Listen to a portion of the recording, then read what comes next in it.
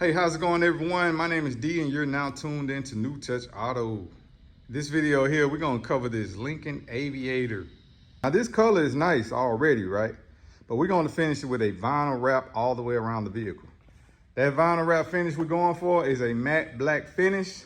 That matte black finish is gonna make this vehicle look a lot more custom.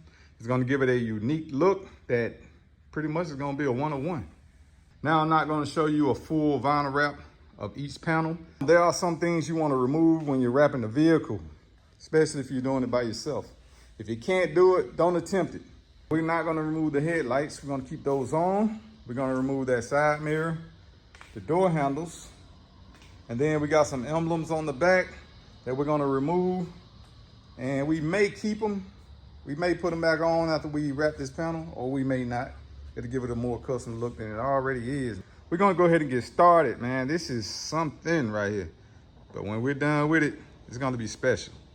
Let's go. So here's our matte black finish that we're going for.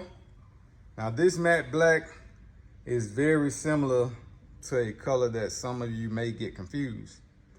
Now matte black looks like satin black. But the thing about satin black, it has more of a sheen to it. Now to the right, we have gloss black. Satin black sits right in between the two. And here's an example, and you see that it has more of a sheen to it.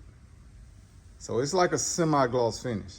So if you're ever ordering this material or you ever want to book an appointment, you want to make sure that you have the right color code to whatever the finish that you're aiming for. So here's a quick note for you.